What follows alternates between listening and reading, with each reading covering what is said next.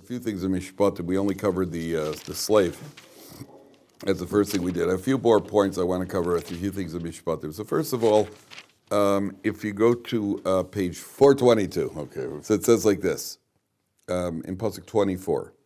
Torah is talking about various forms of damages that you pay, and it says ayin tachas ayin, an eye for an eye, shein tachas shein, a tooth for a tooth.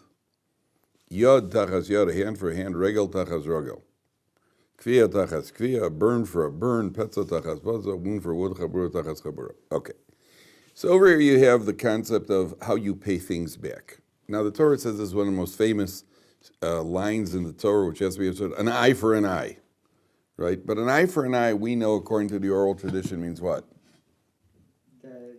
Money. Monetary compensation. An eye for an eye means monetary compensation. An eye for an eye, you don't poke out the guy's eye. Now, if that's the case, why is it that the Torah writes it in these terms? An eye for an eye. Just tell me. Monetary compensation. Why write an eye? If that's what it really means, why not tell me that's what it really means? Why are you saying in terms of an eye for an eye? So the answer is like this. You can't have a society where you poke out people's eyes. First of all, it becomes unfair. Let's say Reuven has two good eyes, and he pokes out, Shimon only has one good eye. And Reuven pokes out Shimon's eye. So that will poke out one of Reuven's eyes. But the damage that Reuven has done to Shimon is more than that, because Shimon is now totally blind. Reuven, okay, because he can see half. When you measure vision, half vision is like full vision compared to no vision. It's not a fair way of doing it. And the other thing is, you can't run a society like this instinctively. We can't go poking out people's eyes. Okay, so the Torah says you have to pay him money. But the Torah wants to emphasize, just realize, just because you've paid him money doesn't mean you're even. Torah's like, you know what a person really deserves if they knock out somebody else's eye? They deserve to have their eye knocked out. That's what they deserve. And there is no getting, okay, knocked out his eye, you'll pay him money. So the halacha is that what happens, what is the halacha in monetary law? Let's say you go and you injure somebody. Let's say you go, you hit it, say you take a hammer and you smash somebody's finger with the hammer. What's the halacha? What do you do? So halacha is, if you damage somebody, nezek, tsar, ripui, sheva, there are 5 categories of payment for if you really injure somebody. There are 5 categories of payment. And depending on whether you injured him on purpose, you injured him unintentionally, even unintentional injury, you still have to compensate him. Depending on what you did, you still have to compensate the guy. Okay. So when it comes to knocking out somebody's eye, okay? You knocked out somebody's eye. So according to halacha, you have to pay a monetary compensation. How do you determine it? How do you determine how much it's worth? They have ways of assessing it. Beis Din assesses by how much work does he lose, and how much pain there is, and how much suffering there is, and so on and so forth. But just realize you're not even. You're not even. So the Gemara says there's a guy who went around hitting people. Because he had the money and he could afford to pay for it. So he'd hit somebody and he'd pay the damages. According to law, you're not allowed to hit people. This guy happened to have the money. The Beis Din warned him, and they warned him again, and they warned him again. And he kept doing it. And he said, okay, so I'll pay for it, because he's got all the money. When nothing else worked, the Beis Din actually severed one of his hands. The Gemara says they severed his hands. Because we don't allow people, we're not going to let society disintegrate. So yes, if you hurt somebody, yes, in a moment of anger, you hit somebody in a bar. But if you're a guy who's walking around, guy's talking in shul, pow, here, take a 20, pow, I didn't like you took my parking space. And you're punching people because you could pay for it. Listen, we can't have that in society. They warned him, and they warned him again, and they warned him again. But at the end of the day, when the guy showed that he cannot be controlled, so Beis Din did something that was going to control him. That's one incident in the Gemara. There's another incident in the Gemara, a guy named Hanan Bisha, which translates as Hanan the bad Hanan. Right? So Hanan Bisha hit somebody. So the Beis Din said you have to pay him a sella. But he didn't. You have to pay him half a sella. But he only had a 1 sella coin. So he just hit the guy again and paid him the full coin. That's what the Gemara says. He's called bad Hanan. There is no other recorded incident like that in the Gemara. But you have to understand that Beis Din has the authority to do anything they want, no matter how drastic, in order to maintain a society. Now, I'll show you something incredible. Yishai, you watching this? Take a look at the word ayin. Okay, now I want you to picture the Aleph Beis. Aleph Beis, look at my finger for a second. Aleph Beis, Gimel, Dalet, Hey, Vav, going from top to bottom. What's the letter after an ayin? Pei. What's the letter after a yud? Kaf. What's the letter after a nun? Samach. So the three letters under ayin are chaf, samach, and pei, which spells what? Kesef. Says the Vilna Gaon, that's what the Torah means. It says, ayin tachas ayin. You poke out somebody's eye, look underneath the letters of the word ayin, and you'll see what you have to do for it. You pay him kesef. That's the compensation. Ayin tachas ayin. Go down in the Aleph Beis, under the letters of ayin, ayin yud nun, the letters underneath are pei, chaf, and samach, which spells the word kesef. Ayin tachas ayin.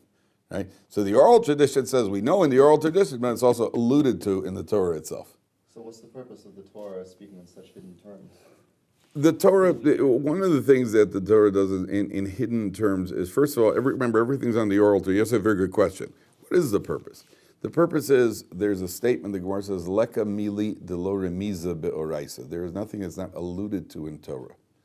And one of the things that you get out of these allusions is, for those who have any sort of doubt whatsoever, it almost ratifies that not only this is what we were told, it's even alluded to. You understand? Sometimes it fortifies belief for those who need it. Sometimes you just see, well, there ain't no accidents over here. So, for example, when it says that Avram Avinu bought the corner of the field from Ephron. Ephron sold him at the edge of his field, and it's the only time in Torah that you have the word. When you harvest your field, you're supposed to leave the standing grain for the poor people, called peah. You ever heard the word peah? So in that area, which is where we get peahs from, because peahs is the corner, the edge of the head. So in that very pasuk where it says that Avram Avinu took the corner of the field, by the corner of the field, the edge of the field, the three words over there, the first three letters of those three words spell out the word peah, which is at the edge of the field. So it just makes you, sometimes it just looks like, whoa, this clearly was not an accident. It clearly wasn't written by man. No man could have put all of this in while telling me this. He had this in mind also, and this in mind, and the little hints and so on and so forth.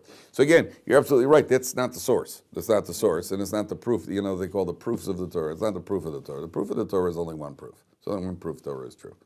And it's the same proof that the Spanish Inquisition took place. You believe in the Spanish Inquisition? You believe there was a Spanish Inquisition? Why? Because it's been passed down generation to generation. It's been passed down generation to generation. We believe there was an American Revolution. Nobody's alive now who was alive then. They don't even have any films. We have anything. We have books. We have a tradition. It's been passed down. That's the proof of Torah. The only proof of Torah is because, let's back up even a little more. Somebody says to you, prove there's a God and I'll be religious. What would your response to that be?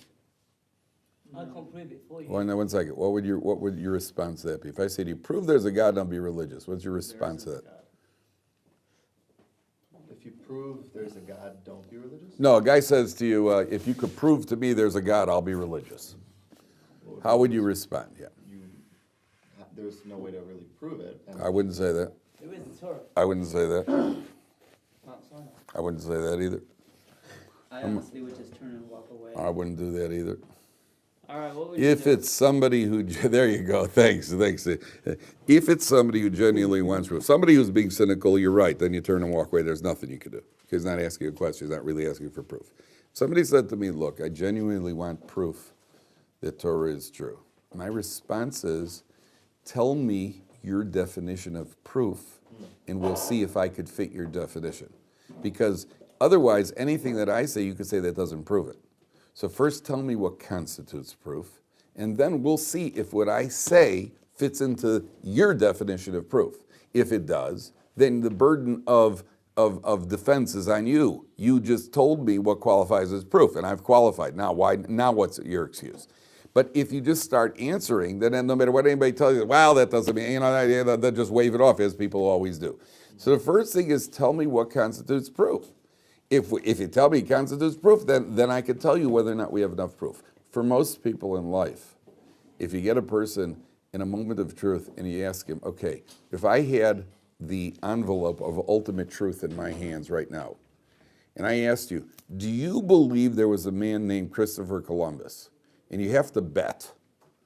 Would you bet there was or there wasn't? If you had to bet, I put a gun to your head and didn't give you a choice, you're going to have to pick one side or the other. You'd bet there was. Why? Because in your mind, it's been proven as much as anything can be proven. Because there seems to be a tradition that there was. There was a tradition that there was a Spanish Inquisition, there's a tradition that there was a revolution, where you know it based on tradition. So if I have something that fits that description, so your own standard of proof, I've just fit your standard of proof. And if you, at that point you say, well, that doesn't fit the standard, then you're simply being intellectually dishonest. You're not being intellectually honest, which is fine. But as long as we know first what constitutes proof. The proof of Torah is because we have the same proof as any other event that ever happened in history. That's the proof of Torah. The support for somebody who needs support is all of a sudden you see, well, that's interesting, and that's interesting, and that's interesting, and you got this prophecy and those codes and this, it doesn't seem like it was unintentional and accidental. That's what we call, that's the purpose of all these little remuzim over here, these little what we call these illusions. That's the idea. Okay, but that's not the proof. That's not the proof. When you look at the proofs, some of the proofs are very impressive. I personally feel that the most impressive proof of Torah is in Song of Songs, Shir HaShirim. So there's a verse in Song of Songs. I don't remember which pasuk it is in Shir HaShirim, but the Medrash on the pasuk, which is written 2,000 years ago, the Medrash says, this verse alludes to the western wall of the Beis HaMikdash, which will never be destroyed. That's what the Medrash says. Now, to me, if you stop and think about it, that's a heck of a guess. Considering Yerushalayim has been built and destroyed 9 times, so exactly when was this international conference that we're going to make, what do you call it, that the wall, all right, hands off the western wall. There's been a lot going on in Yerushalayim. Why did they decide of all things to leave that wall alone? Number one. Number two, the other, to me, that again, if you're looking for proof, the Torah says the world's created in 7 days. There's 7 days in a week. Now, everywhere you go, anywhere in the world, people keep 7 days. Why? When was that international conference? When was the international conference decided we are all keeping 7 days of the week? Do you know that in China, sometime in the 1600s, 1700s, in China, apparently, they tried to institute an 8-day week. There was a revolution which led to bloodshed. I mean, my goodness, we're just putting in another day. There's Snake Day and Dog Day and Dragon Day and this day. So, well, okay, so put in Kangaroo Day. I mean, what are you getting so tzahitzt about, The answer is because there's 7 days. How do you know? Where do you get it from? Right? Isn't it remarkable? It's a remarkable thing. The other thing that's remarkable is that in Bereshit, the Torah talks about gold. The Torah makes a special mention of gold. It says, this is the land where the gold is. Then the Torah says, and the gold of that land is good. So the Torah itself is already talking about gold. What's been the thing that the world has revolved around since time immemorial? Gold. Is gold the Spanish were looking for gold? The Incas had gold. The Aztecs had gold. The Russians had gold. Everywhere, South America has gold. Everywhere has gold, and everyone says that gold is a piece of is something useful. It's very not useful. It's a money thing. It doesn't have any use. You don't use gold when you build. Fill teeth with gold, okay, but that's only if you can afford it. Gold has no real use. Gold's not the best metal to use for building by any stretch of the imagination. So where did human beings instinctively go for gold? It's right there in the Torah. The Torah says that there's gold. There's 7 days, there's gold, and you find other things like that as well. That's the inherent truth. That's the inherent truth of the Torah. The more Torah you study, the more you see how true the Torah is. Okay, so now I'll show you something interesting. Take a look further at Perek Chav Beis Yud Zayin. Okay, page 430. Page 430. So the Torah says, on the second line from the top, 430, second line from the top of the page. Michashefa lo sechaya, which Yarcho translated as, you shall not permit a sorceress to leave. To live? To live, sorry, to live, okay? Is that specifically talking about woman sorceress? Well, I'm going to explain to you. So first of all, the word michashefa is in the feminine forms. Good, you asked a good question. The word michashefa is in the feminine form. Michashefa is feminine.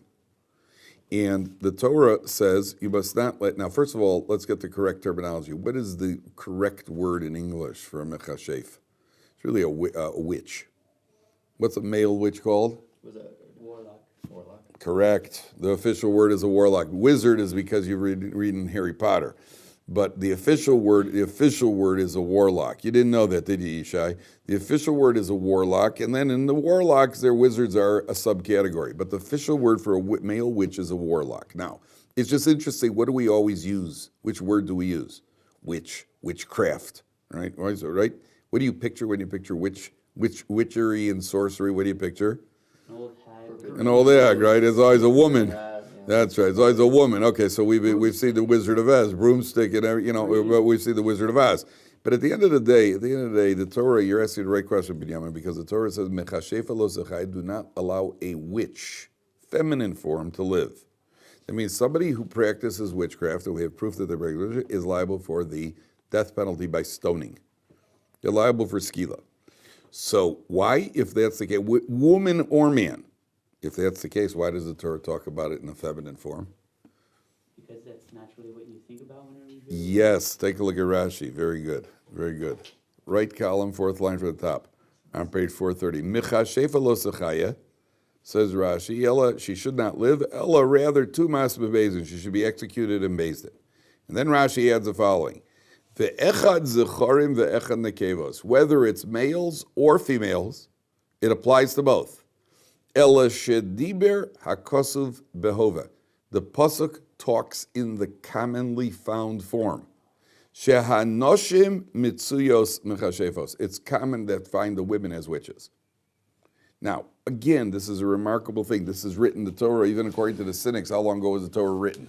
Yet through history, who has been involved in witchcraft? Besides the women, you think of the women. The Salem witch trials, it was the women who were accused. So what did? They strapped them to a log, and a woman was accused of being a witch, strapped her to a log, and they dunked her in the water. They kept her down for 10 minutes. If after 10 minutes she died, well, that's what happens when you're a witch. You deserve to die. If she would live, so, well, only a witch could survive 10 minutes underwater, so they dunk her for 20. That was what, using keen, it's a lose-lose situation. Using keen, don't get accused of being a witch. It was a lose-lose situation. I have my own suspicions. Probably some guy got a girl pregnant and he had to get out of it, so he accused her of being a witch. That's probably what, I imagine that there was more to that than anything else. Some girl living alone somewhere. I would assume it was something along those lines. At the end of the day, you see that the Torah talks about it in terms of females, in terms of women, and that's truly how it happened. It happened in terms of the women. So that's for now. What is witchcraft? Once we're onto the subject, what is witchcraft? What is the definition? So the word mechashefa has, the Gemara says, the word kishuf, which is witchcraft, sorcery, is closely related to the word lehakrish, which means to interfere or to deny. So the idea is like this. Did you ever hear the statement? The Gemara says every blade of grass has an angel that tells it to grow. Did you ever hear that expression? Every blade of grass has an angel. What does that mean? A lot of angels. It's a lot of angels, right? So what does it mean?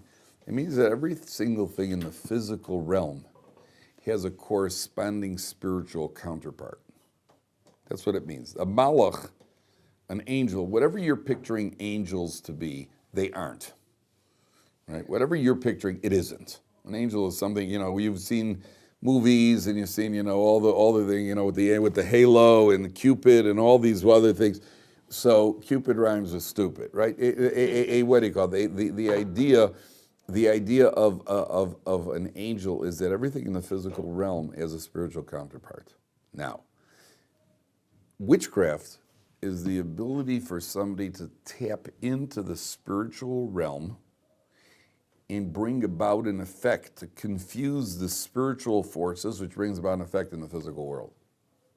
So like to imitate the spiritual, like. I wouldn't say to counterpart? imitate. You're actually tapping into that system and doing something manipulative in that system to bring about an effect in the physical So world. witchcraft is basically interfering where God should only It's interfering, and therefore it is punishable by. It is considered like a cousin, a first cousin of idol worship, because you're getting into something. You're reaching into realms where you're not supposed to, and therefore now there's obviously a sleight of hand, which is prohibited according to halacha. If you're using sleight of hand to deceive people, is prohibited nowadays when they do magic shows for kids. So the halacha is that you could do the magic show as long as you show them a trick and how you're doing it, so they shouldn't think that you're doing anything. You're not doing anything. What do you call it, supernatural? So the Torah says somebody who's a practitioner. You know what's remarkable? Now, this is really going to blow your socks. You know what you could do to avoid witchcraft? People cast spells. The Gemara talks about it all over the place about witchcraft and how to avoid spells and how to counter spells and how to avoid the spells. If you're connected to water, the water wards off witchcraft. Is that interesting? So if you manipulate water. Now, if you manipulate water, all you got to do is be standing in water or connected to water, and the witchcraft can't affect you. What about drinking water? I don't know. That's where it comes from throwing. I would guess. Of all, I don't know about sources on the log, but I certainly guess in the Wizard of Oz, where she kills her with water, of all things, she's dissolving from water. Where did they get that from? It probably had some Jewish writer who dropped out of yeshiva when he was younger. That was the one thing that he learned. Then he went to Hollywood. He helped him write the movie. That's what I would assume. That's what I assume is where it came from. That's the idea. Yeah, but doing good. Does that mean that it was possible that the Jews somehow started the Salem witch trials?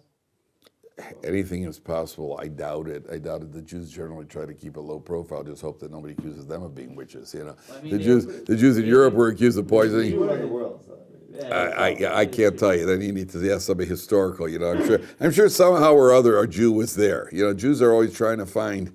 No matter who you mention, Obama, I heard his grandfather was Jewish. Jews for somehow they always want to find some Jewish blood in people. I don't know why that is. Putin, I heard his uncle was Jewish. And therefore what? You're not getting invited to the bar mitzvah anyway, so what do you care? So his uncle was Jewish. You understand? So I don't know. But that is, now, the extension of this over here, because this has a practical application people ask all the time. So it could be it's not bothering you, but you should just realize the concept does creep up at a certain point. People ask, if a person, and you've probably heard this at some point or other, if a person has a God-given ability, isn't that a sign you're supposed to use it? Most people think that way. Most people would, but I think that it might just be it's a sign that you shouldn't use it and you should overcome the temptation to use it. Oh, very good. The answer is it depends what the God-given ability is. If you have a God-given ability to be a chazan, so you'd use your voice to honor Hashem. If you have a God-given ability to inspire people to give money to charity, and you're be a good fundraiser, you should use your God-given ability. But a God-given ability is a double-edged sword. I have, I think, a very special ability to shoplift. I think I would be a good shoplifter. I've always been intrigued by the concept. Really, the one that I really like is pickpocketing. I've always been intrigued with it. I love that concept of, distract the guy and somebody lip pinches it without him feeling it. I'd be good. I think I'd be the distractor. You got to have pretty quick hands to get in there and pull out that wallet, get it on the inside pocket. I've always been enchanted by that. That'd be a wonderful thing. But, so you have an ability. So what? That's your test. A woman has been blessed with a golden voice. Can't sing in front of men. Can't sing in front of, but God gave me a voice. Okay, now you have a test, and it's a very difficult test. A person may have an ability which can be used positively. A person may have an ability which means now you're going to be sorely tested, because if you use this ability, you're going to be sinning left, right, and center. Guy wants to become a professional chef. I don't know if you know much about Jewish culinary customs, but you don't need real professional chefs to make cholent. All you need is a potato peeler, some beans, potato peeler, throw in some meat, and you're basically good to go. Jewish food is not like, but I want to be a fancy French chef with all the, we get a job in a non-kosher restaurant, and you may serve tray food to Jews, which is prohibited. So, but what about my skills? All right, you're going to have to suppress your skills. It's a very, very difficult test. Very difficult So like test. skills that are like neutral, you have to direct it. In a way Correct. that is Correct. kosher. A woman So with a you can golden, still use it as you could well. use it. A woman with a golden voice How do you- who wanted to sing on Broadway, and I would say, okay, you could join the Balas Tshuva women's choir that sings for in old age homes. You know, it's just not quite the same for women. Yeah. It's just not quite the same thing as singing on Broadway. That's not quite what I had in mind. All right, that is what HaKadosh Baruch Hu had in mind. And a person, just because you have the skill, sometimes in life that becomes, and it's it's a very, very difficult test. It's a very, very difficult test. They wanted me for years as an actor in Hollywood, but I knew that, I can't do that because, you go to Hollywood, and you're just not, So you're you don't believe that, do you? Yishai laughs. religious That was a Jews joke, can't- by the way. That was a joke. Religious Jews can't work in Hollywood? So I had a guy who actually was a script writer, and he was actually offered a job in Hollywood to be an in-house script writer with a major producer, and he had just become frum. And the guy in Chicago who had been makar with him, he said to the guy, look, I'm going to go to Hollywood and I become a frum script writer. So the guy said to him, you will either be frum or you'll be a script writer. You are not going to be a frum script writer. Now, it is possible there are religious Jews who are in the media and in show business and that sort of thing. But it's certainly not a job for a good Jewish boy. And the chances of succeeding, could you do it? I have a friend who's a broadcaster for Kol Yisrael. He was a Hasidic guy who had Baal Tshuva, became a Boston Chassid, with the whole regalia. He's got the payas and the shtreimel, everything else. He walked in off the street at Kol Yisrael and he asked for a tryout. And the guy was better than any of them. He was really a skilled broadcaster. He got a job reading the news. He was a regular news broadcaster for Kol Yisrael. So I once asked him, about any halachic issues. He said he told me that he had gone to Rav Scheinberg, Zichrono Livracha, to ask Rav Scheinberg, because when you read off the news in Israel, there's Lashon Hara. You're reading derogatory things about people, or you're saying derogatory things. How come are you allowed to do that? And he went to ask that child before he took the job. So Rav Scheinberg told him, in his specific situation, was that since that news is going to get reported anyway, and he, as the broadcaster reads it up, does have a certain input into how to word it and how to say it.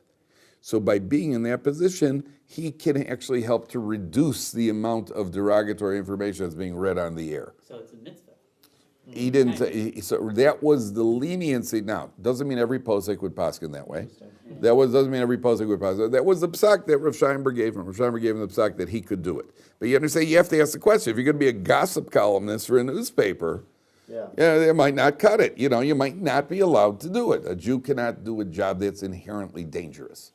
You can't be a Hollywood, stuntman. It's a job that is inherently dangerous, as opposed to doing a job which could be dangerous, but if you're careful, it's okay. For example, being an electrician. Like you can't join a mob in order to mitigate. That's right. No, right. That doesn't work. Well, other people will kill him more painfully, so you can kill him. No. There, you need a Rabbi Scheinberg to paskin this. Yeah. But for example, a guy who what do you call it? A guy who wants to be an electrician.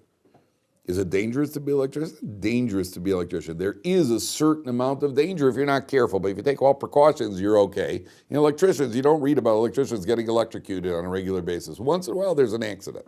But a Hollywood stuntman is doing something which is inherently dangerous. It's probably prohibited according to halacha, even if nothing has happened, but you're still doing something dangerous, as opposed to an electrician who's not doing something dangerous. It's like getting into a car. Is driving dangerous? You can say, oh, he's getting in his car, say Tehillim.